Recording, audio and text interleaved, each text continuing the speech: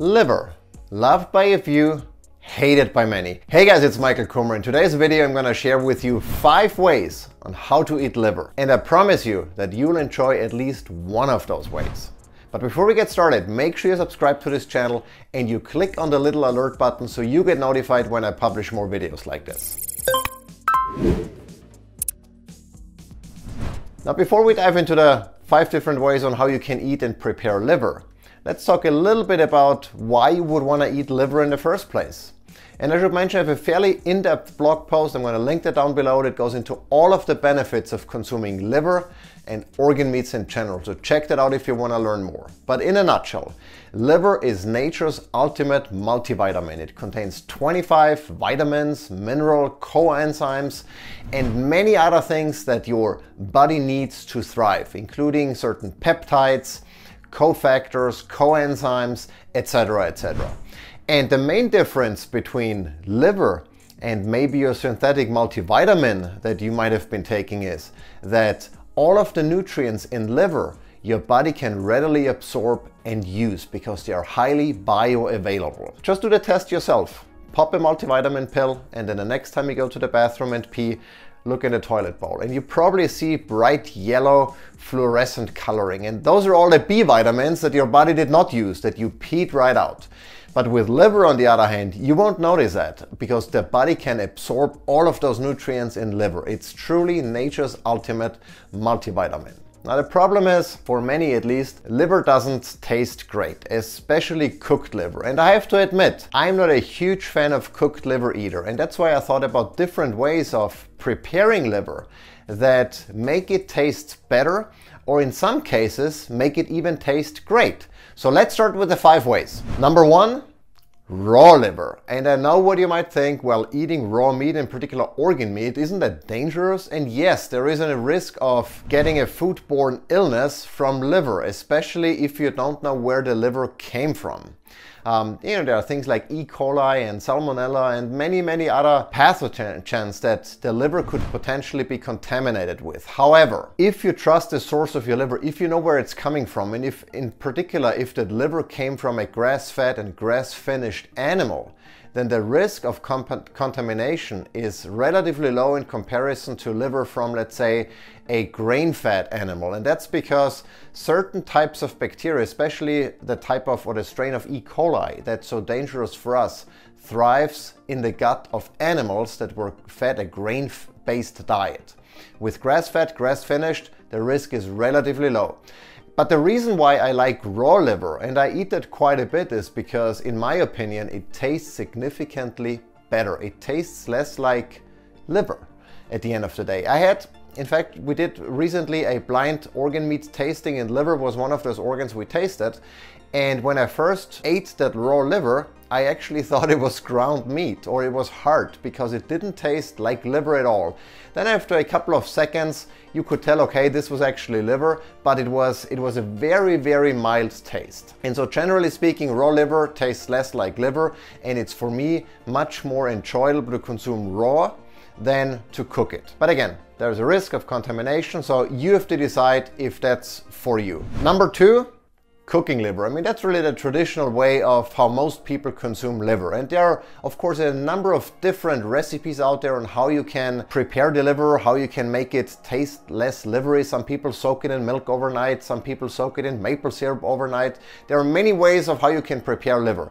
But traditionally, just pan-fried, the liver has a fairly strong taste. And I'm not a huge fan of that taste. But there is also a difference between very fresh liver and liver that has already aged for a couple of days in your fridge. I've noticed that the longer the liver stays in your fridge before you cook it, the more of a livery taste it has. If it's very fresh, not so much. The other day, my mother-in-law and I had liver. We had an elk liver that I got from a friend who is a hunter, and we prepared the whole chunk. I mean, it must have been, I don't know, maybe 1.5 pounds or maybe even 2 pounds of fresh liver, and she prepared it in the pan. She made it with onions. I just had salt on it, and it was a fairly fresh liver, and it tasted very good. In fact, between the two of us, we ate the entire piece, and it was okay. I mean, it wasn't my favorite food, but it was okay.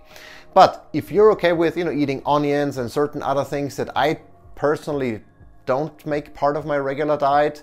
There are many different ways on how you can prepare it so it doesn't taste as intense as just straight up pan-fried liver would taste. But that's one way of preparing the liver. The downside with frying it or cooking it is that you might destroy, no, you might not, you will destroy some of the heat sensitive nutrients in liver. That's also maybe one of the other advantages of eating it raw, that you retain all of those heat sensitive nutrients. But cooking obviously is another way, but probably the one, if you don't like liver, then cooking might not be your first choice. Number 3, you can hide liver in regular meatballs or patties. So what we often do, in particular if we want to feed the kids fresh liver, we just grind up some of the liver and mix it with ground meat, and the exact ratio depends a little bit on how much of the livery taste you want to have or how much you want to mask of that. So for kids in particular, it would be mostly ground meat and then a little bit of liver just mixed into it, you know, with salt or whatever seasonings you typically use to make your meatballs or your patty. You know, if you make it with a sauce, it is even masked even more. But that's a great way of sneaking organ meats, and in particular liver, into your diet and the diet of your kids. We've done it successfully with our kids, and they usually don't even notice. If we overdo it a little bit with liver, if we add too much, then yes, they will notice, and then they say, that tastes different today. But if you get the right ratio, you can easily sneak in that liver and nobody's gonna notice. And that's a great way of consuming liver and making it part of your regular diet. Number 4 is in the form of pate. I have a separate video in the blog post of a recipe that I typically use, fairly straightforward, but making pate at home is a convenient way of converting fresh liver into something that I enjoy eating. You know, I spread that pate on raw cheese, on, you know, whatever, even with regular food, I just have it as a little side item, and you can make it as tasty as you want to, depending on how you season it, how much fat you use. I typically mask the taste of liver with a lot of fat, either grass-fed butter or tallow or whatever you have at home to make the pate. Season it with salt, maybe pepper if you want to. Some people go overboard and add other, you know, spices and herbs and whatnot. You can go as crazy as you want to, basically, depending on what your dietary lifestyle is. But just with fat and salt, I found pate to be a very good and delicious way of consuming liver. So this would actually fall into the category of foods that I enjoy, and I'm looking forward to having my pate in the evening. In the same realm, you can also go with liverwurst. You know, there is a company called, I think it's called US Wellness Meats. I'm going to link it down below then. They sell liverwurst, and it actually has more than liver. It has, I think, heart and kidney as well. And it's like a, you know, a regular type of sausage that you can eat cold. And that's very good as well. And many people appreciate and like that taste significantly better than pan-fried liver. So that was number 4. And number 5, if none of that sounds appealing to you, then freeze-dried liver is probably your best bet, because the freeze-drying process means that you get the liver powder, the powdered liver, in a gelatin capsule. So it's completely tasteless, but it has most of the nutrients of fresh liver. In fact, freeze-dried beef liver retains between 95 to 98% of its nutrients, the micronutrients, at least in terms of vitamins and minerals and coenzymes. You lose a lot of the fat and a lot of the carbohydrates. You get some of the fat, but all of the micronutrients, the one that, you know, your body needs to thrive, that's what you still get with freeze-dried beef liver. And it's tasteless. You can take 4 to 6 capsules depending on what product you use. Obviously, you know, that's one of the reasons why I launched my own freeze-dried beef liver supplements, because that's something I really want to consume on a daily basis, and I want my kids to consume on a daily basis without having to go through the struggle of, you know, oh, it doesn't taste, or, you know, I don't like how liver tastes, etc. Freeze-dried is an excellent way to consume organ meats and liver in particular on a regular basis without having to go through the preparation, without dealing with the taste or the texture or any of that. 4 capsules, 4 to 6 capsules, again, depending on the product that you use, and you get 1 ounce of fresh liver, or the equivalent of 1 ounce of fresh liver, on a daily basis. And so those are my 5 ways. I'm pretty sure, even if you don't like liver at all, at least one of those ways you can handle. Freeze-dried is the obvious choice if you don't like the taste at all, but even consider trying out my pate recipe or trying to sneak in liver into ground meat, making meatballs or patties, or buy liverwurst, or even try it raw. If you have a good source of grass-fed, grass-finished beef liver, we buy ours typically from White Oak Pastures. I'm going to link that down below in the description as well.